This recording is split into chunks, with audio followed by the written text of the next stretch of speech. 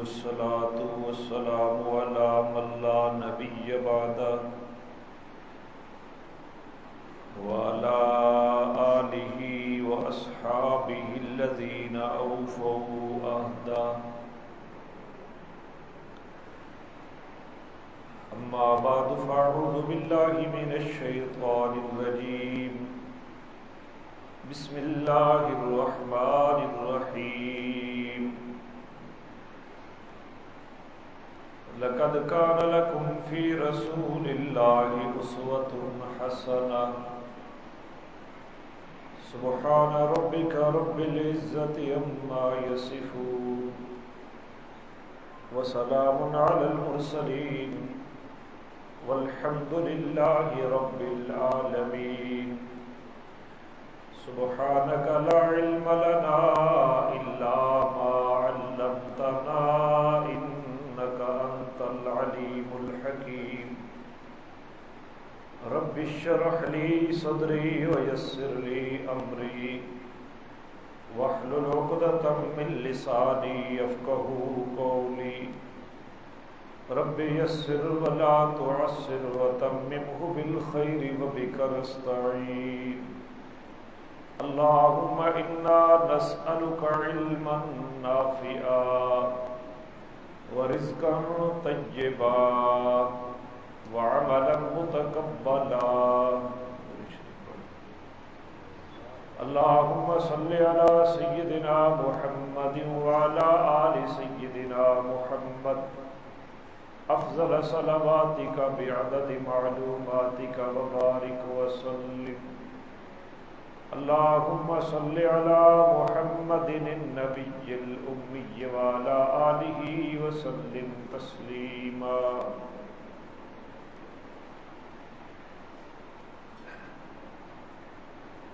گرامی قدر سامعین حضرات،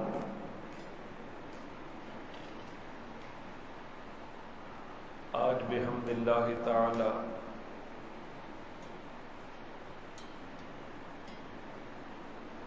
سیرت النبی صلی اللہ علیہ وسلم کے مقدس عنوان پر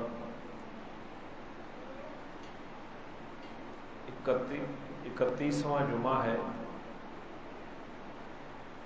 اللہ کریم صحیح بیان کرنے کی توفیق عطا فرمائے اور فریقین کو اس کے مقتضا پر 100% عمل کی توفیق نصیب فرمائے.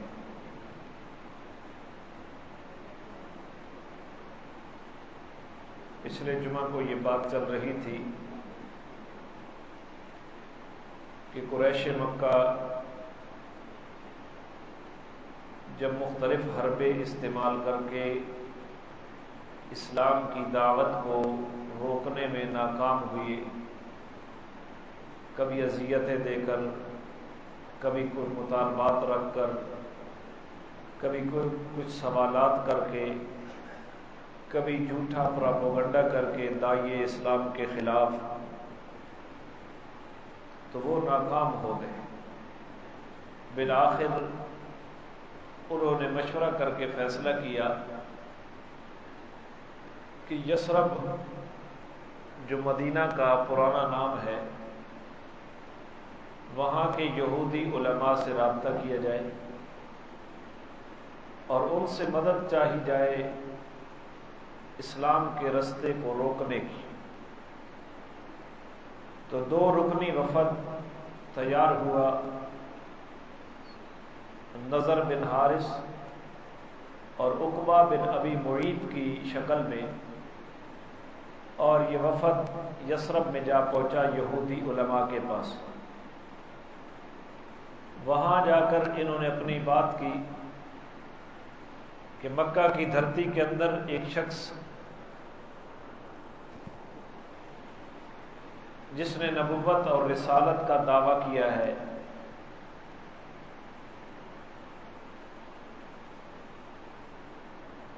تو آپ ہماری مدد کریں اس کے خلاف.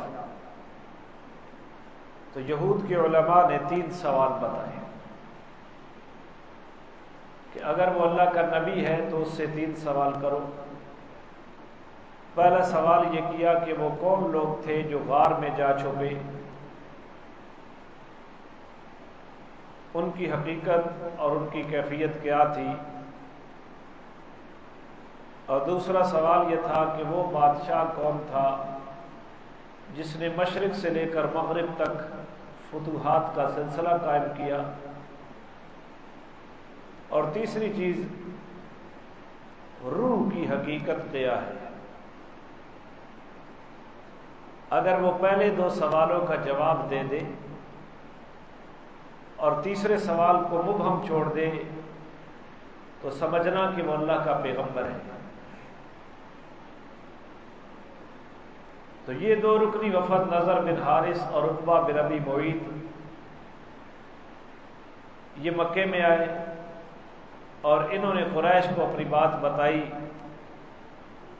اور رسول اللہ صلی اللہ علیہ وسلم کے پاس آئے اور یہ تینوں سوال داغ دیے کہ وہ کون لوگ تھے جو بادشاہ کے مظالم سے بچنے کے لیے کسی غار میں جا گئے، اور وہ بادشاہ کون تھا جس نے مشرق سے لے کر مغرب تک کا سفر کیا، اور روح کی کیا حقیقت ہے۔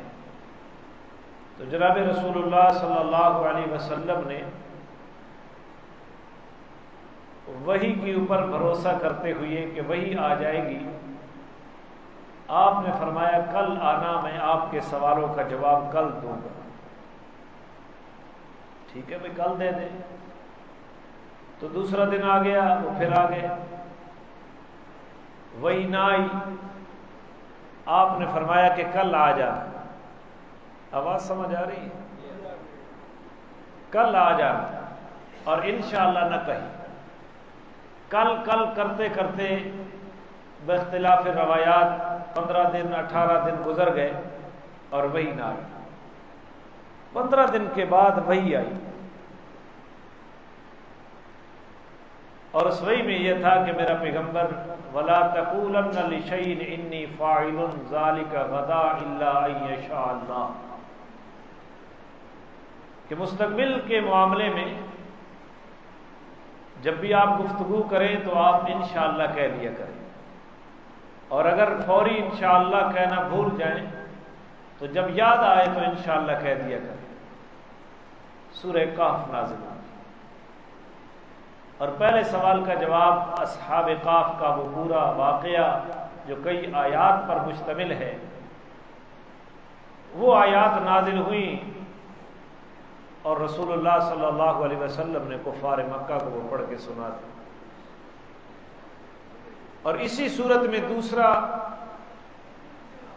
دوسرے سوال کا جواب کہ وہ بادشاہ کون تھا، اس کا جواب بھی آیا، اور روح کے بارے میں سورہ بنی اسرائیل کے بارے شاید آج وہ بیان نہ ہو سکے، تو آج دوسرے سوال کا جواب ہم نے پڑھنا ہے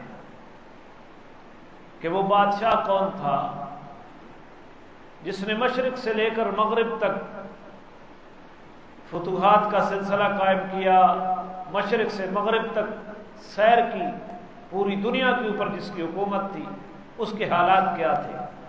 تو قرآن کریم نے سورہ کہف میں اس سوال کا جواب دیا۔ لیکن ایک بات کی طرف توجہ دلاتا ہوں کہ آپ صلی اللہ علیہ وسلم نے تینوں سوالوں کے جواب دینے کے لیے کیا فرمایا کہ کب آنا؟ کل آنا۔ کل آ گئی لیکن سوالات کے جواب نہ، 15 دن تک وہی بند رہی۔ تو یہاں سے یہ بات پتہ چلتا ہے کہ ساری کائنات کے اوپر اختیار کس کا چل رہا ہے؟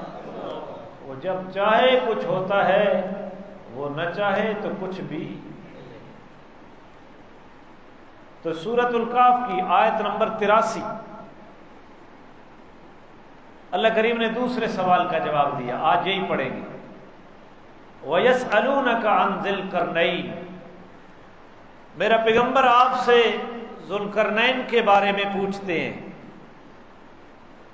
مفسرین نے یہاں بڑی بات لکھی ہے، یہ ذوالقرنین وجہ تسمیہ کی، اس کی وجہ تسمیہ کیا ہے، نام ذوالقرنین کیوں رکھا گیا؟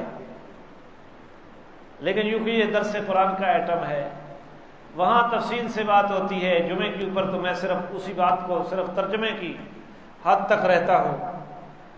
اتنی تفصیل نہیں ہو سکتی. اگر اس تفصیل کی طرف جایا جائے تو آج کی نشست میں سوال کا جواب نہیں ہو سکتا. لہذا درس قرآن کی نشست کو لازم سمجھیں تاکہ وہاں تفصیلی بات ہو سکے. یسألونک عن ذی القرنین، میرا پیغمبر آپ سے ذوالقرنین کے بارے میں سوال کرتے ہیں، پوچھتے ہیں. قل، میرا پیغمبر آپ ان کو جواب دیں، ساتلو علیکم منہ ذکرا، کہ میں ابھی اس کا تھوڑا سا ذکر تمہیں پڑھ کے سناتا ہوں. منہ ذکرا، من تبعیضیہ ہے، ذکرہ کے اوپر جو تنوین کھڑی ہے یہ دلالت کرتی ہے اس بات کے اوپر کہ تھوڑا سا ذکر، پورا واقعہ نہیں، اس کی پوری زندگی نہیں، بلکہ کچھ حصہ اس کی زندگی کے حالات کا میں تمہیں پڑھ کے سناتا ہوں. انا مکننا لہ فی الارض، کہ ہم نے، اللہ فرما رہے ہیں ہم نے اس کو زمین کے اندر قدرت عطا کی تھی، بادشاہت عطا کی تھی، اقتدار دیا تھا. وَآتَيْنَاهُ مِن كُلِّ شَيْءٍ سَبَبًا، اور ہم نے اسے ہر چیز کے وسائل اور اسباب مہیا کیے تھے. کون کہہ رہا ہے؟ بولے بولے، کون فرما رہا ہے؟ ہم نے ذوالقرنین کو اقتدار دیا تھا اور اس اقتدار کو چلانے کے لیے ہر چیز کے اسباب اور وسائل اسے مہیا کیے تھے. سن رہے ہو یا سو رہے ہو؟ ذوالقرنین کے پاس ایٹم بم تھا، ہیلی کاپٹر تھے، ہوائی جہاز تھے، یہ موبائل فون تھا، یہ مائک، لاؤڈ سپیکر وغیرہ یہ تھے. تو اللہ فرما رہے ہیں ہم نے ہر چیز کے اسباب عطا کیے، جبکہ حقیقت میں یہ چیزیں نہیں تھیں جو میں نے گنوائی ہیں. جو اس جدید زمانے میں جن کی ایجاد ہوئی ہے، ٹیکنالوجی اپنے عروج کو پہنچی، تو یہ چیزیں نہیں تھیں، ان کے پاس نہیں تھی. اس کے باوجود قرآن کہہ رہا ہے ہم نے ہر چیز کے اسباب ان کو عطا کیے. تو اس کا مطلب کیا ہے؟ یعنی اس زمانے میں ان کو اپنے اقتدار کی ضروریات کے لیے جو جو وسائل اور اسباب ضرورت تھے، ہم نے وہ تمام اسباب اور وسائل اس زمانے کے اعتبار سے ان کو کیا کر دیے تھے. اللہ تعالیٰ نے اس کے لیے کل شیء، لفظ کل ذکر کیا. یہ بات میں نے اس لیے تاکید کے طور پہ دہرائی ہے تاکہ آپ ان لوگوں کے دھوکے اور دام فریب میں نہ آ جائیں جو کل کے لفظ کو، کاف کش والا کل کے لفظ کو دیکھ کر ایسے ایسے عقائد متعارف کرواتے ہیں. دیکھو جی یہاں کل کھڑا ہے تو ہم بھی کہتے ہیں کہ یہاں بھی کل کھڑا ہے، لیکن اس کے باوجود نہ ایٹم بم تھا، نہ زمانے کی جدید سواریاں ان کے پاس تھیں، لیکن کل شیء کا لفظ کھڑا ہے. تو کل سے مراد پوری کائنات نہیں ہوا کرتی، بلکہ کل سے اس زمانے کے اسباب اگر کہہ جائیں تو اس کو بھی لفظ کل سے تعبیر کیا جا سکتا ہے. اہل ذوق کے لیے میں نے بات عرض کر دی ہے، اور کبھی کئیوں کے ذہن میں یہ بات آ گئی ہوگی، اور کئیوں کے ذہن میں جب بات آئے گی آپ کے سامنے تو یہ بات آپ کے سامنے کھل جائے گی کہ کیا تھا میری اس بات کا مطلب. فَأَتْبَعَ سَبَبًا،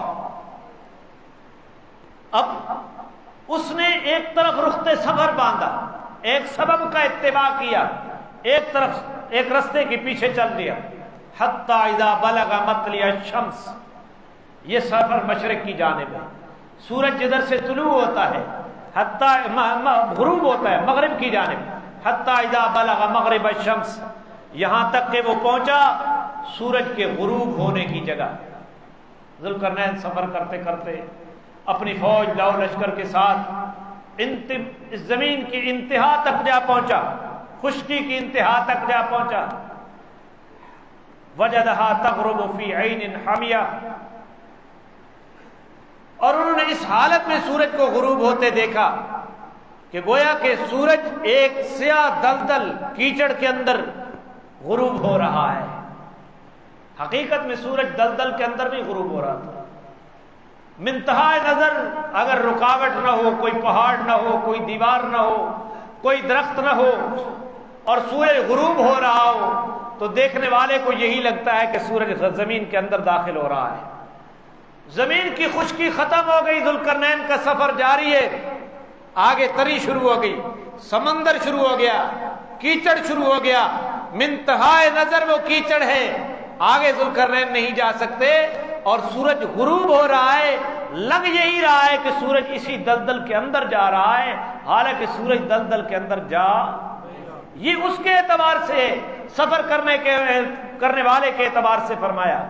وَوَجَدَ عِندَهَا قَوْمًا، وہاں ذوالقرنین نے ایک قوم کو دیکھا، ایک قوم پائی، کافر قوم تھی۔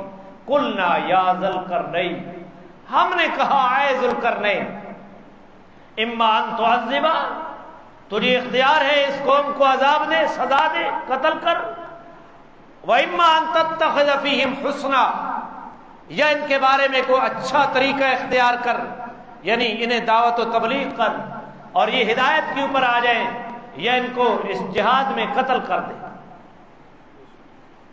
تو جناب ذوالقرنین نبی تھے یا غیر نبی تھے، یہاں بحث مفسرین نے کی ہے۔ بہرحال راجح بات یہ ہے کہ جناب ذوالقرنین اللہ کے ولی تھے، نبی نہیں تھے، اور یہ جو خطاب ہے یہ خطاب اسی طرح کا ہے جس طرح حضرت موسیٰ علیہ السلام کی والدہ نبیہ نہیں ہے، لیکن اللہ تعالیٰ نے ان کو اوحینا الی ام موسیٰ، تو یہ اس طرح کا خطاب ہے۔ یا اس زمانے کا جو پیغمبر ہے، اس پیغمبر کے واسطے سے ہم نے ان کو کہا۔ اور یہ بھی تاریخی روایات میں آتا ہے کہ ذوالقرنین کے وزیر تھے جناب خضر علیہ السلام، تو ان کی وساطت سے اللہ تعالیٰ نے یہ پیغام دیا ہو، یا ذوالقرنین اما ان تتخذ فیہم۔ مفسرین نے یہاں بہت کچھ لکھا ہے، وقت نہیں کہ وہ ساری تفسیری جزیات میں آپ کے سامنے رکھوں، کہ یا اس قوم کو، یہ کافر قوم ہے، تجھے اختیار ہے اس کو طے کر دے، یا ان کے بارے میں ایک اچھا معاملہ کر، ان کو اسلام کی دعوت دے اور یہ اسلام کی آغوش میں آ جائیں۔ قال اما من ظلم فسوف نعذبہ، تو جناب ذوالقرنین نے دوسری صورت کو اختیار کیا اور فرمایا کہ جس نے بھی ظلم کیا، یعنی راہ حق سے منہ موڑا، اسلام پیش کریں گے اور اسلام کی طرف سے اس نے منہ موڑا، فسوف نعذبہ، تو ان قریب ہم انہیں اس کی سزا دیں گے، انہیں قتل کریں گے۔ ثم يرد الى ربه فيعذبه عذابا نکرا، پھر وہ اس کے بعد اپنے رب کے پاس لوٹائے جائیں گے، وہاں انہیں اس سے بھی زیادہ سخت سزا ملے گی، قبر میں، حشر میں، آخرت میں۔ واما من آمن وعمل صالحا، یہ جناب ذوالقرنین کا مقولہ ہے، بھلا وہ آدمی جس نے ایمان لایا اور اعمال صالحہ کیے، ایمان کے مطابق اس نے زندگی اختیار کی، فلہو جزاء الحسنی، تو اس کے لیے ہمارے ہاں بھی ایک اچھا بدلہ ملے گا۔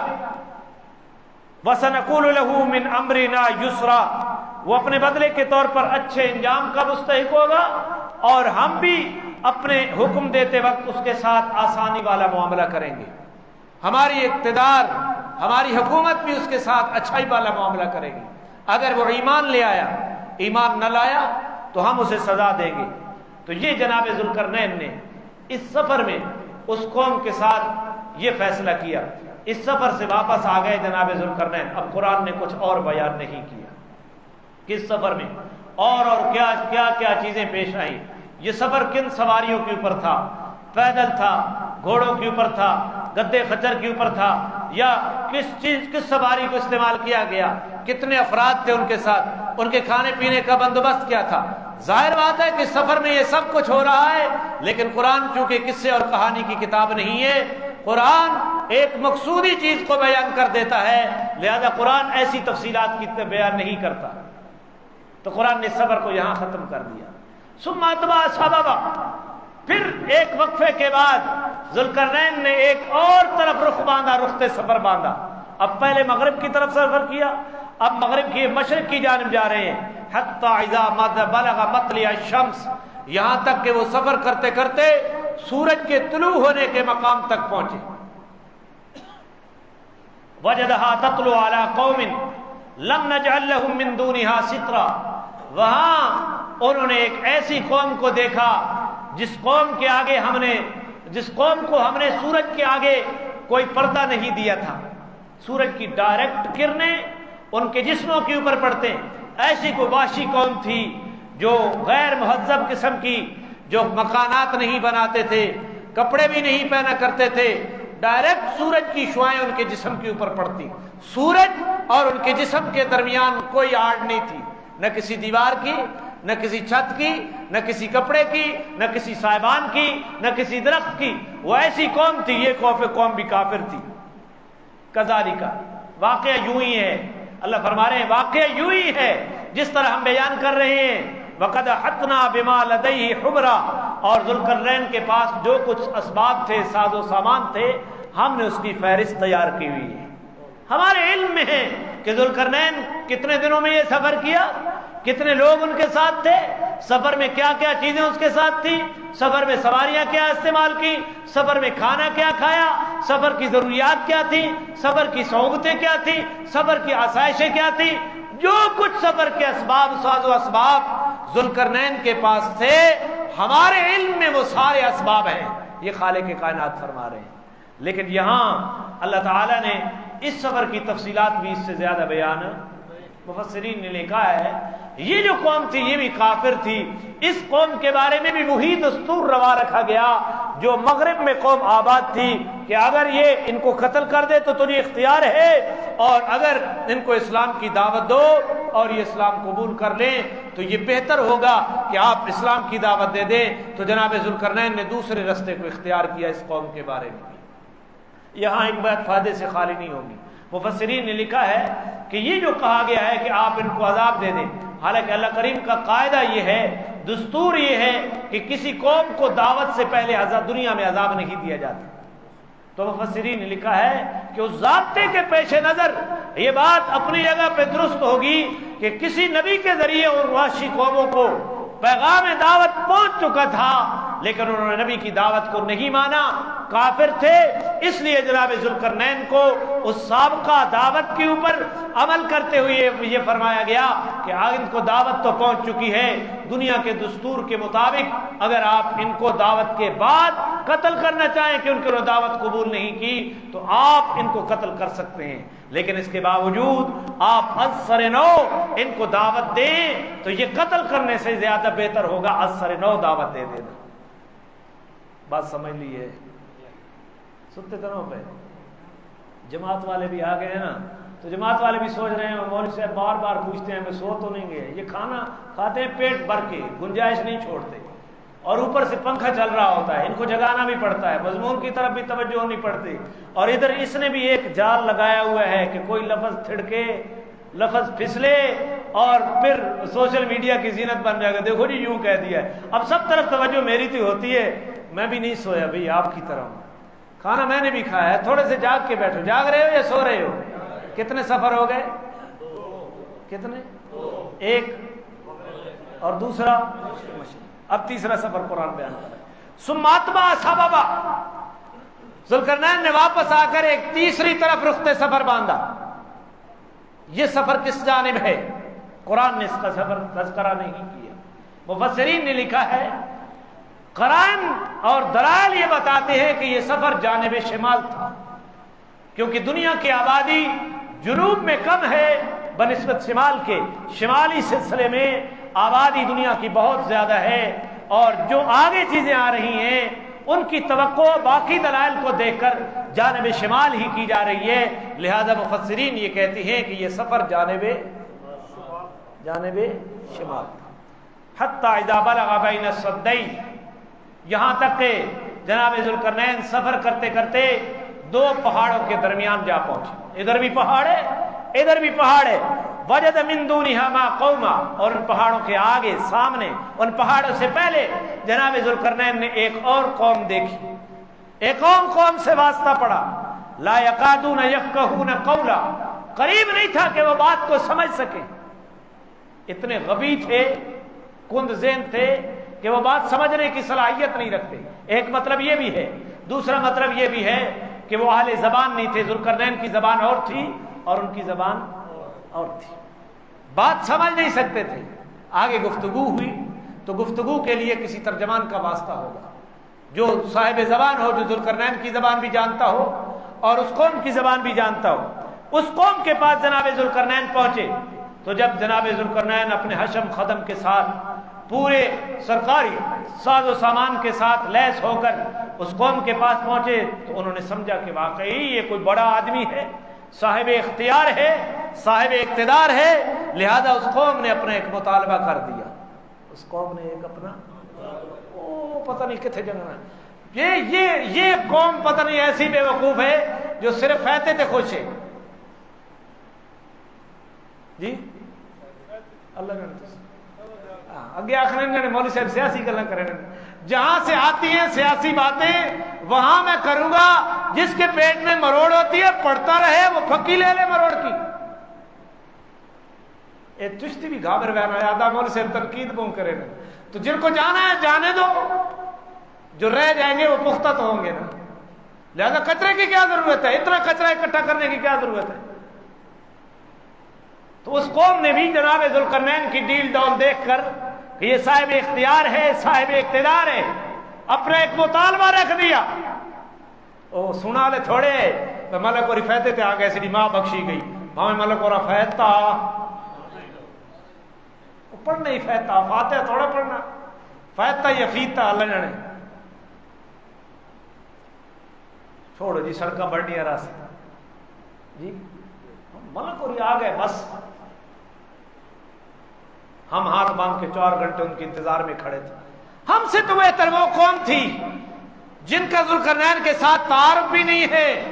ڈیل ڈول دیکھ کر بادشاہ معلوم ہوتا ہے.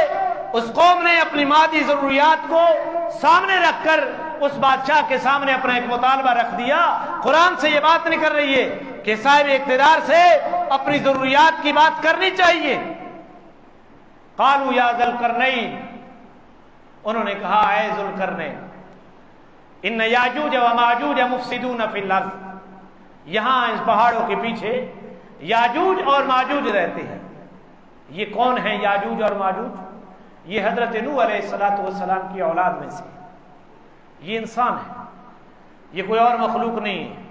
تاریخی روایات میں آتا ہے ان کے چھوٹے چھوٹے قد ہیں، کوئی کہتا ہے بڑے قد ہیں، کوئی کہتا ہے ان کا ایک کان بستر ہے دوسرا کان اوپر کمبل ہے. ایسی کوئی بات نہیں ہے.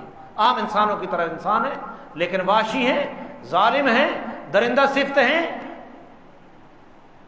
تو انہوں نے کہا کہ یہاں یاجوج اور ماجوج رہتے ہیں. مفسدون فی الارض، زمین کے اندر آ کر فساد پھیلاتی ہیں، قتل و غارت گری کرتے ہیں، ہماری فصلوں کا نقصان کرتے ہیں. پہاڑوں کے پیچھے سے وہ آ جاتے ہیں. فَهَلْ نَجْعَلُ لَكَ حَرْجًا عَلَىٰ أَن تَجْعَلَ بَيْنَنَا وَبَيْنَهُمْ سَدًّا، کیا ہم آپ کے لیے کوئی چندہ اکٹھا کر دیں؟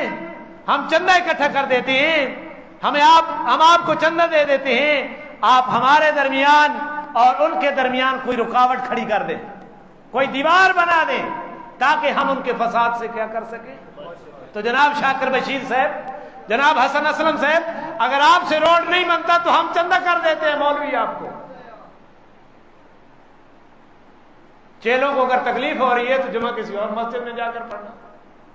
ہمیں تو کوئی تکلیف نہیں ہے، نہ ہمیں ان کے ساتھ کوئی واسطہ ہے، نہ ہمیں ان کی غلامی کا کوئی شوق ہے، نہ ہمیں ان کے پیچھے ہاتھ باندھ کر کھڑے ہونے کا کوئی شوق ہے. جنہیں شوق ہے وہ اپنا شوق پورا کر لیں. اور جو بھروسہ اپنا مخلوق کے اوپر رکھتا ہے اللہ بھی انہیں کے مرہون منت کر دیتا ہے. جو خالق سے اپنا رشتہ توڑتا ہے اور مخلوق کے اوپر بھروسہ رکھتا ہے اللہ اسی مخلوق کے حوالے کر دیتا ہے. علماء سے پوچھ لینا. تو انہوں نے کیا کہا ذوالقرنین کو؟ تو سندس ایسا تو میں بول سکتا ہم کیا کر دیتے ہیں؟ اترا کل تو انہوں بھی ہے یار. دیکھ رہے ہیں یہ بادشاہ ہے جسے چندے کی ضرورت، تو چندے کی ڈیم والا بابا تھوڑا ہے ثاقب نثار، چندے کی ضرورت. لیکن انہوں نے اپنی مطالبہ کس انداز میں پیش کیا کہ اگر آپ چاہتے ہیں تو ہم چندہ اکٹھا کر دیتے ہیں، ہمارے اختیار میں نہیں ہے ان کو روکنا. آپ کوئی صاحب اقتدار اور صاحب اختیار نظر آتے ہیں، ہم آپ کو مال فراہم کر دیتے ہیں، آپ ان دو پہاڑوں کے درمیان جو ہے کوئی دیوار ہمیں بنا دیں. ذوالقرنین نے کیا کہا جی؟ وہ ساڑھے اہل قدار ہو گیا تو آخیا کبھی قرض اتارو ملک سنبھال. پتہ نہیں کہاں گیا، یاد ہے آپ نوی نسل میں کوئی نہیں پوچھا ہے آج بن کے نویں نے کوئی پتہ نہیں. یہ پرانے گھوڑے ہیں، قرض اتارو ملک سنبھال. کبھی روٹی کپڑا مکان، کبھی کچھ کبھی کچھ، یہ ساری باتیں. جناب ذوالقرنین تو واقعی ایک ہمدرد انسان تھا، رعایا کی محبت اور غمخاری اس کے اندر پیوست تھی. اس نے یوں نہیں کہا بھائی چندہ دو جی ہم سوئٹزرلینڈ میں جزیرے خرید لیں گے, ہم دبئی میں فلیٹ خرید لیں گے, یہ بھاڑ میں جائے جدھر جاتے ہیں چلے جائیں. نہیں, جناب ذوالقرنین نے کیا فرمایا؟ قال ما مکنی فیہ ربی خیر. یہ باتیں اس سے نہیں نکل رہی جو میں کر رہا ہوں. آپ خاموش بیٹھے, نہیں نکل رہی یہ باتیں جو میں کر رہا ہوں, یہاں سے نہیں سمجھ آ رہی کہ صاحب اقتدار سے جو ان کے متعلقہ چیزیں ہیں ان کا مطالبہ رعایا کا حق ہے, رعایا اپنا مطالبہ رکھے. قرآن کے استر سے سمجھ نہیں آ رہی تو پھر بکواس کیوں کرتے ہیں لوگ کہ مولوی صاحب قرآن تھوڑا بیان کرتے ہیں, سیاست زیادہ بیان کرتے ہیں. سیاست نظام اسلام کا نفاذ وہ کس ذریعے سے آئے گا؟ وہ نظام سیاست ہے, ہم نے اس کی بات کرنی ہے. اور ہمیں پتہ ہے کہ چمچگیر کے پیٹ میں مروڑ پڑتا ہے, چاپلوس کے پیٹ میں مروڑ پڑتا ہے اور وہ پراپیگنڈا کرتا ہے. چھوڑو جی درس قرآن میں کیا جانا ہے, وہاں تو سیاسی جلسہ ہوتا ہے, درس تھوڑا ہوتا ہے. آپ نہ آئیں, ہم نے کب کہا کہ آپ سیاسی جلسہ سننے کے لیے آئیں؟ آپ جہاں بیٹھے ہیں آپ کو آپ کی چمچگیری آپ کو ہی قبول ہو, لیکن جو بات یہاں سے سمجھ آ رہی ہے ہم ڈنکے کی چوٹ پہ کہیں گے اور بلا خوف و خطر کہیں گے. ہمیں کسی کی کوئی پرواہ نہیں, وہ کیا کہہ رہا ہے, کب کہہ رہا ہے, کون کہہ رہا ہے, ہمیں اس کی کوئی پرواہ نہیں. نکل رہی ہیں ساری باتیں. تو جناب ذوالقرنین نے کیا کہا؟ قال ما مکنی فیہ ربی خیر. اللہ نے جو مجھے قدرت دی ہے وہ اس چندے سے بہتر ہے, اس چندے سے بہتر ہے. میرے پاس سارے اسباب موجود ہیں, سارے وسائل موجود ہیں. فاعینونی بقوہ, آپ میری مدد قوت کے ذریعے کریں. آپ میری مدد کون سی قوت؟ بولیں جن کو سمجھ آ رہی ہے جی. افرادی قوت. شاید ہو سکتا ہے کسی کا دماغ خراب ہونا تو وہ کہتے ہیں یہاں ذوالقرنین غیر اللہ سے مدد نہیں مانگ رہے. بھائی غیر اللہ سے مدد مانگنا ماتات الاسباب, یہ تو خود عبادت ہے.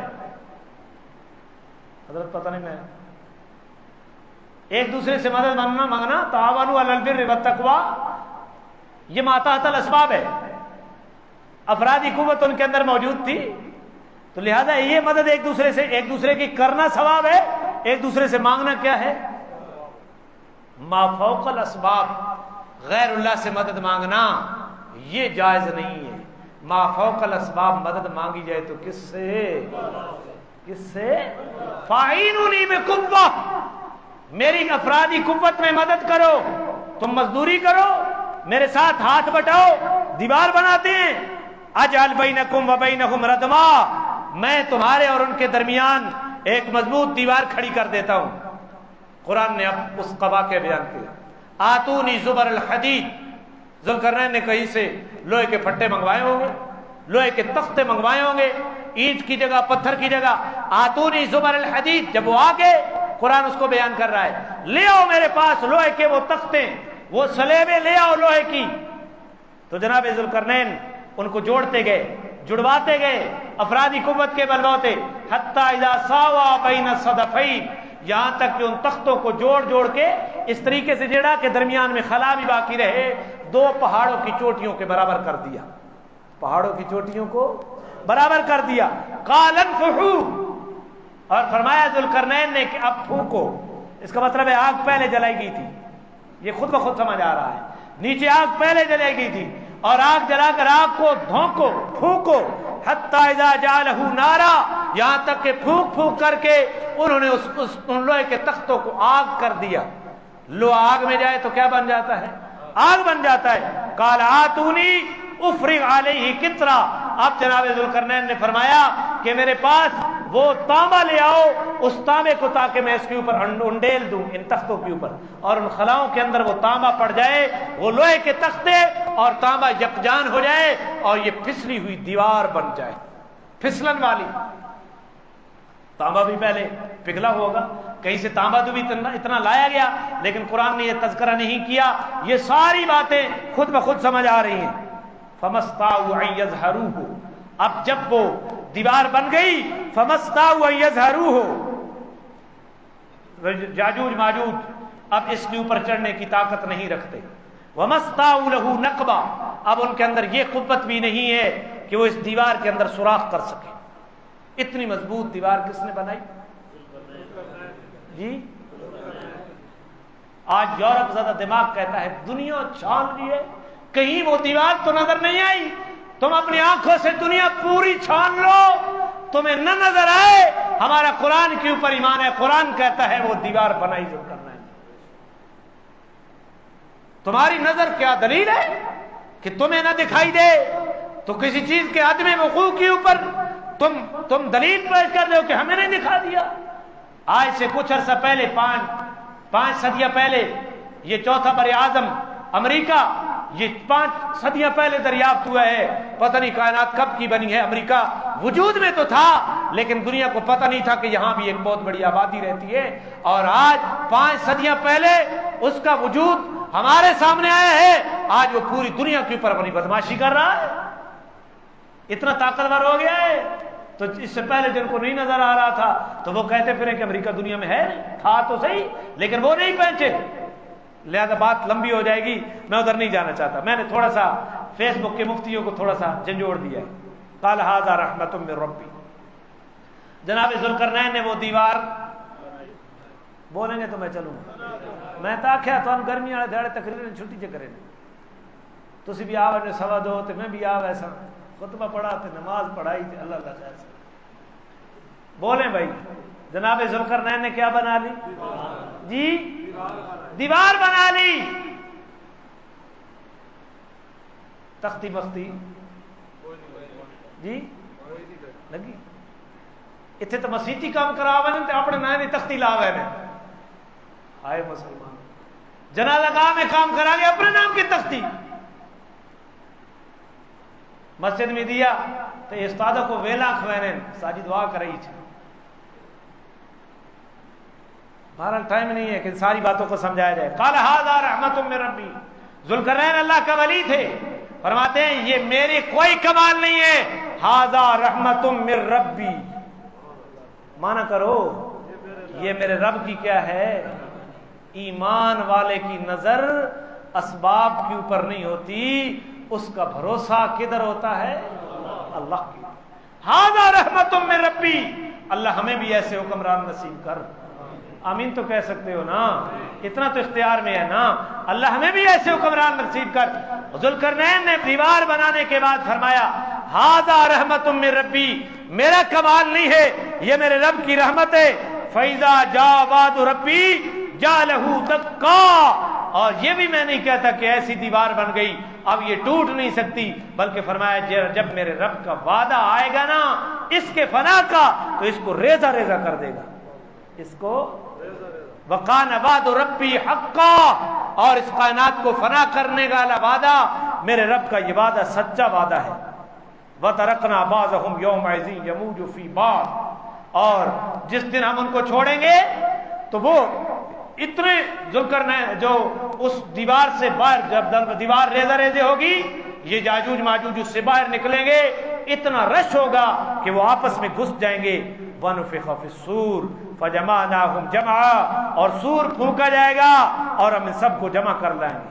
وَعَرَضْنَا جَهَنَّمَ يَوْمَئِذٍ لِّلْكَافِرِينَ عَرَضًا، اور اس دن ہم دوزخ کو ان کافروں کے سامنے کھلی آنکھوں لے آئیں گے۔ الَّذِينَ كَانَتْ أَعْيُنُهُمْ فِي غِطَاءٍ عَنْ ذِكْرِي، جن کی آنکھوں کے سامنے ہمارے ذکر کے آگے پردہ پڑا ہوا تھا۔ وَكَانُوا لَا يَسْتَطِيعُونَ سَمْعًا، اور وہ سننے کی صلاحیت بھی نہیں رکھتے تھے۔ قرآن کریم نے اس دوسرے سوال کا کیا سوال تھا؟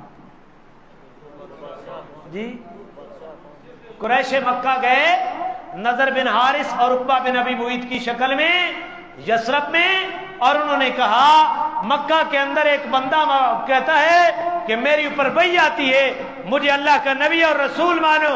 تو یثرب کے یہودی علماء نے 3 سوالات بتائے تھے کہ اگر وہ نبی ہے تو ایک سوال یہ کرنا کہ بادشاہ کے ڈر سے جو لوگ غار میں چلے گئے تھے ان کی حقیقت کیا ہے، اور جس بادشاہ نے پوری دنیا کے مشرق و مغرب کا سفر کیا تھا اس کے حالات کیا ہیں، اور روح کی حقیقت کیا ہے۔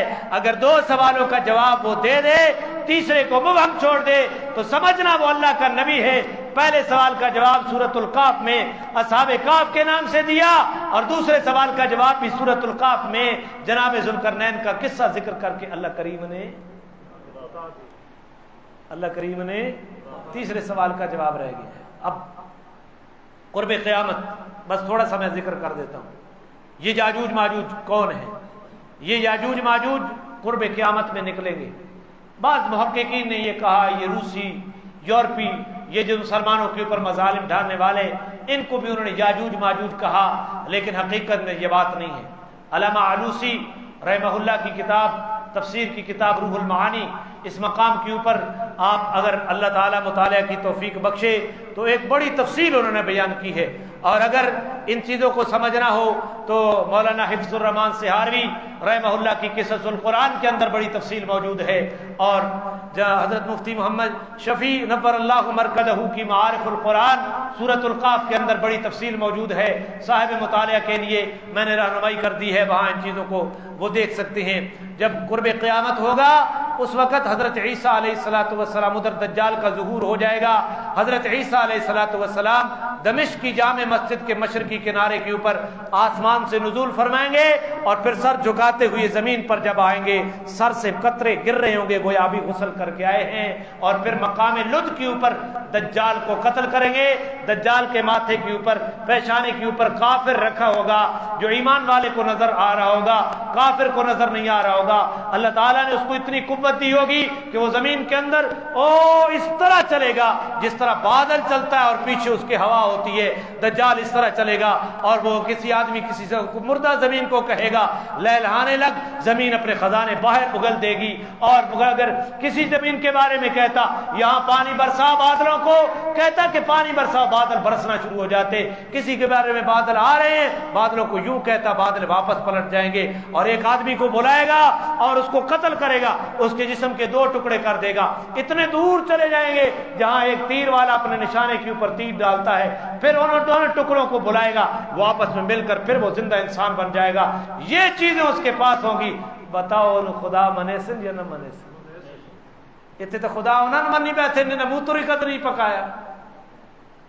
جو نام علی کا لیتے ہیں نماز ایک نہیں پڑھتے، نماز کا بھی انکار ہے، حج کا بھی انکار ہے، روزے کا بھی انکار ہے، نام دھوکہ دینے کے لیے کس کا لیتے ہیں؟ علی کا۔ بتاؤ علی نے کبھی نماز چھوڑی ہو؟ بتاؤ علی نے کبھی روزہ چھوڑا ہو؟ بتاؤ علی نے کبھی حج چھوڑا ہو؟ علی تو تمہارا اور علی کا کیا تعلق ہے؟ جس کی داڑھی بڑی ہو ان کا پیر کہتا ہے داڑھی ہے یا جھاڑی ہے؟ یہ آپ کے شہر میں یہ فتنہ موجود ہے۔ یہ پتہ نہیں اسماعیلی ہیں یا اللہ جانے کون ہیں، نماز کے منکر ہیں، روزے کے منکر ہیں، ان کو خدا بنا کے بیٹھے ہیں جو لوگ۔ دجال کی یہ باتیں دیکھ کر وہ لوگ اس کو دجال کو خدا نہیں سمجھیں گے، کے پیچھے چلیں۔ حضرت عیسیٰ علیہ السلام نازل ہوں گے مقام لد کے اوپر، حضرت عیسیٰ علیہ السلام اس دجال کو قتل کریں گے۔ اگر اس کی پوری تفصیل پڑھنی ہو تو مفتی ابو لبابہ شاہ منصور دامت برکاتہم کی کتاب دجال کون کب کہاں، اگرچہ یہود اور نصارہ کی خوشنودی میں پاکستان جو اسلامی ملک ہے اس کی حکومت نے اس کتاب کے اوپر پابندی لگائی ہوئی ہے، کہیں سے پھر بھی مل جایا کرتی ہے، اس کو پڑھے۔ یہ لد کا مقام آج بھی وہی ہے جہاں اسرائیل نے وہاں ایک ایئرپورٹ بنایا ہوا ہے، وہ ساری تفصیل اس کتاب میں ملتی ہے، اور آج بھی اس مقام کا نام لد ہے۔ وہاں اس کو قتل کریں گے عیسیٰ علیہ السلام دجال کو۔ اس کے بعد عیسیٰ علیہ السلام کا سانس اتنا ہوگا، اس سانس کے اندر یہ برکت ہوگی کہ وہ سانس منتہائے نظر ہوگا، جہاں بھی وہ سانس پہنچے گا، جتنے کافروں کو پہنچے گا وہ سارے مر جائیں گے، دنیا کے اوپر اسلام ہی اسلام نظر آئے گا۔ اتنی برکت ہوگی، ایک انار کا چھلکا پورے خاندان کے لیے صاحبان اور چھتری کا کام کرے گا، ایک گائے کا دودھ بہت بڑے خاندان کے سیرابی کا باعث بنے گا۔ یہ ساری چیزیں حدیث میں ملتی ہیں، صحیح حدیث میں ملتی ہیں۔ اس کے بعد عیسیٰ علیہ السلام حکومت کر رہے ہوں گے، جہاں عیسیٰ علیہ السلام اپنے راج کے اوپر ہوں گے ادھر یاجوج ماجوج نکل جائیں گے۔ اللہ تعالیٰ فرمائیں گے عیسیٰ علیہ السلام کو اپنے ساتھیوں کو کوہ طور کے اوپر لے جا چلیں، یہ بہت بڑا فتنہ ہے، یہ یاجوج ماجوج اتنا بڑا فتنہ ہوگا۔ حدیث میں آتا ہے کہ جب سمندر کے اوپر سے گزریں گے سارا پانی پی جائیں گے، آخری لوگ جب ان کے گزر رہے ہوں گے تو وہ یہ کہیں گے کہ کبھی یہاں پانی ہوتا تھا، دنیا کا سارا پانی پی جائیں گے۔ پھر ایک فلسطین کے پہاڑوں میں سے ایک پہاڑ کے اوپر چڑھ کر وہ کہیں گے زمین والوں کو تو ہم نے قتل کر دیا ہے، آسمان کی طرف تیر پھینکیں گے، قدرت الہی سے وہ تیر خون سے رنگین ہو کر نیچے اتریں گے، وہ دعویٰ کریں گے ہم نے آسمان والوں کو بھی قتل کر دیا ہے۔ عیسیٰ علیہ السلام کوہ طور کے اوپر بیٹھے ہیں، وہاں رزق کی تنگی پیدا ہو جائے گی، عیسیٰ علیہ السلام اور مسلمان وہاں دعا کریں گے اللہ ان سے جان چھوڑا، اب ان کی بغلوں کے نیچے عیسیٰ علیہ السلام کی دعا کی برکت سے پھوڑا نکلے گا، سارے یاجوج ماجوج سارے مر جائیں گے اور زمین کے اوپر کوئی چپا ایسا نہیں ہوگا جہاں ان کی لاشیں نہیں ہوں گی۔ عیسیٰ علیہ السلام واپس آئیں گے، کوہ طور سے نیچے اتریں گے، اندر تافون ہی تافون ہے، ان کی لاشیں ہیں۔ عیسیٰ علیہ السلام پھر اللہ سے دعا کریں گے یا اللہ اس بدبو اور ان کی لاشوں سے جان چھڑا، اللہ تعالیٰ کوئی پرندے بھیجیں گے، قوی ہیکل پرندے، ان کی لاشوں کو اٹھا کر کہیں دور جا کر پھینکیں گے، پھر اللہ پوری سورہ زمین کے اوپر بارش برسائے گا، ساری زمین بالکل صاف ہو جائے گی، نہ کوئی لاش رہے گی، نہ کوئی خون رہے گا، نہ کوئی بدبو رہے گی۔ اس کے بعد عیسیٰ علیہ السلام 40 سال تک حکومت کریں گے، اور پھر عیسیٰ علیہ السلام کے زمانے میں جو مسلمان ہوں گے ایک ہوا چلے گی، مسلمانوں کی روح نکل جائے گی، پھر دنیا کے اوپر صرف کافر رہ جائیں گے، ان کافروں کے اوپر قیامت قائم ہوگی۔ بالکل میں نے مبہم سا یہ چیز آپ کو بیان کر دی ہے، اور یہ سلسلہ اب شروع ہو چکا ہے۔ اسرائیل حضرت عیسیٰ علیہ السلام اور امام مہدی کے لشکری خراسانی لوگ ہوں گے۔ یہ خراسان افغانستان ہے، اور افغانستان کے اندر باقاعدہ اسلام کی حکومت قائم ہو چکی ہے۔ فلسطین اور اسرائیل کے اندر یہودیوں کی اور مسلمانوں کی لڑائی لگ چکی ہے، پوری دنیا کے یہودی اسرائیل کے اندر اکٹھے ہو چکے ہیں، وہ اپنے مسیحا دجال کا انتظار کر رہے ہیں، اس کے لیے انہوں نے جہاز بھی تیار کیا ہوا ہے، ایئرپورٹ بھی تیار کیا ہوا ہے، جس درخت کا نام حدیث میں آتا ہے غرقد، وہ بھی وہ لگوا رہے ہیں سرکاری سطح کے اوپر۔ دنیا کے اندر یہودیت اور اسلام کی جنگ لگ چکی ہے۔ اب میں اور آپ نے فیصلہ کرنا ہے، ہم یہودیوں کے صف میں کھڑا ہونا ہے یا اسلام کی صف میں کھڑا ہونا ہے، دجال کی صف میں کھڑا ہونا ہے یا حضرت عیسیٰ کی صف میں کھڑا ہونا ہے۔ تمہارا کوئی سیاسی لیڈر ایسا ہو جس نے فلسطینیوں کے حق میں آواز بلند کی ہو، سوائے جمعیت علماء اسلام کے، سوائے جماعت اسلامی کے یا اور کسی مذہبی سیاسی جماعت کے، کسی سیاسی لیڈر کے منافق لیڈر نے یہ آواز نہیں اٹھائی۔ یہ اب بھی کہتے ہیں کہ اسرائیل کے خلاف کہیں گے، امریکہ خلاف ہو جائے گا، ہم کھائیں گے گھاس۔ کتنے مظالم ہو رہے ہیں، کبھی سرکاری ٹی وی کے اوپر دکھائے گئے؟ جی وہ نون والے ہوں یا کوئی اور ہو، کوئی بھی نہیں دکھاتا۔ آپ نے فیصلہ کرنا ہے، آپ دجال کے لشکریوں کے ساتھ کھڑا ہونا چاہتے ہیں یا عیسیٰ کے لشکریوں کے ساتھ کھڑا ہونا چاہتے ہیں۔ وقت آ رہا ہے، بالکل قریب آ رہا ہے، یہ جمہوری فرسانے افسانے ختم ہو رہے ہیں، یہ جنگ لگ چکی ہے۔ دجال اور حضرت عیسیٰ علیہ السلام کے مابین اور دجال کا ظہور بھی قریب ہے، یاجوج ماجوج کا خروج بھی قریب ہے، حضرت عیسیٰ کا نزول بھی قریب ہے، اور افغانستان خراسان کے علاقے کے اندر، افغانستان کے اندر اسلام کی حکومت بھی قائم ہو چکی ہے۔ یہود اور اسلام کی جنگ فلسطین کی سرزمین ارض انبیاء کے اوپر لگ چکی ہے۔ اب دعائیں کرنا چاہیے، اللہ ہمارے گناہوں کی شامت کی بدولت ہمیں دجال کے لشکر میں شامل نہ کرنا، ہمیں جناب عیسیٰ اور امام مہدی کے لشکر میں شامل کر دینا۔ آمین تو کہہ دیں۔ تو یہ دوسرے سوال کا جواب ہو گیا۔ تیسرے سوال کا جواب انشاءاللہ اگلے جمعے پہ بیان کروں گا، لیکن آپ 1:15 بجے تشریف لایا کریں۔ اب ایک گزارش میں کرتا ہوں، آئے روز ہر گرمی کے موسم میں ہمارے جنگلات میں آگ لگا دی جاتی ہے، پتہ نہیں کون لوگ آگ لگاتے ہیں۔ دیکھو یہ کتنا بڑا ظلم ہے، ہزاروں لاکھوں کروڑوں اربوں کی تعداد میں چیونٹیاں جل گئیں، ان کے بچے جل گئے، پرندے چیتر کے موسم میں انڈے دیتے ہیں، پھر ان کا بچہ پلتے پلتے 3-4 مہینے یہ ساون تک بدرو تک یہ سلسلہ چلا جاتا ہے، ان کے بچے جل گئے، ان کے انڈے جل گئے، کسی کی ماں جل گئی، کسی کا باپ جل گیا، کتنے درخت جل گئے، کتنی انسانیت کو نقصان پہنچا، کتنے حیوانوں کو نقصان پہنچا، حشرات کو نقصان پہنچا۔ یہ کتنا بڑا گناہ عظیم ہے، کتنا بڑا گناہ عظیم ہے۔ خدا کے لیے اس کے لیے آگاہی پیدا کریں، جہاں بیٹھے جنگلات کی حفاظت کریں۔ اللہ کی مخلوق کو جلانے کا حق کسی کو نہیں ہے. یہ مخلوق جل رہی ہے اور کہیں بھی آگ جل جائے کسی غلطی کی وجہ سے آپ فوری طور پر وہاں آگ بجھانے کی فکر کریں. ہمارے صاحب اقتدار لوگوں کی طرف جنہیں کوئی پرواہ نہیں ہے, انہیں پرواہ اس وقت ہوتی ہے جب ان کے بنگلوں کے قریب آگ پہنچتی ہے. ان کی طرح مت بنو, ان غریب مسلمانوں کی طرح اپنا کردار ادا کرو. فتوبى للغرباء, جن کے بارے میں میرے نبی نے خوشخبری دی ہے, فوراً اپنی رسی ڈول لے کر آگ کو بجھانے میں مصروف ہو جایا کرو. اور اگر کوئی حماقت زدہ انسان کہیں آگ لگا رہا ہو, اس کے ہاتھ پکڑو, اس کو قانون کی جکڑ بندی میں دو, اس کو سمجھاؤ, نہیں سمجھتا اس کے اوپر مقدمہ کراؤ. اور یہ محکمے والے لوگ جو ہیں ان کے ساتھ تعاون کیا کرو. لوگ کار خیر کا ہمیں ذریعہ بننا چاہیے. تو آپ انشاءاللہ اس میں تعاون کریں گے نا آئندہ کے لیے. جنگلات جل گئے ہیں, جنگلات جب جل جائیں تو گرمی کی شدت یہ ہوتی ہے, پھر کہ ہزاروں کی تعداد میں جو مخلوق جلی ہوگی, کیا رحمت برسے گی؟ اور یہ جب سے نٹ کا رواج آیا ہے, اللہ کی ذات سے بھروسہ اٹھ گیا ہے. جی گرمی کی لہر ہے, لہر کتنے دن ہے جی؟ 7 دن ہے, 10 دن ہے, بس ہی 10 دن بعد ختم ہو جائے گی. اور جس نے یہ لہر چلائی ہے وہ اس کو ایکسٹینڈ نہیں کر سکتا, آگے نہیں بڑھا سکتا.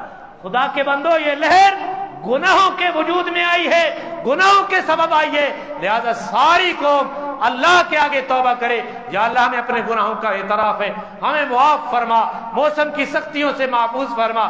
آج قوم توبہ کر لے, لہر ٹوٹ جائے گی, اللہ بارش برسا دے گا. ڈٹ کی طرف دیکھ رہے ہو بھائی, انہوں نے تو اسباب دیکھ رہے ہیں, اسباب بتانے ہیں. اسباب کنٹرول کس کے ہیں؟ اللہ کے کنٹرول میں ہے.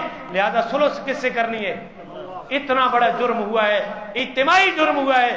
پورے وادی سون کے لوگ اور گرد و روا کے لوگ اللہ کے آگے انفرادی اور اجتماعی طور پر گڑ گڑائیں, اللہ یہ ہم نے جہنم بنا دی ہے تیری مخلوق کے اوپر, ہم معافی مانگتے ہیں.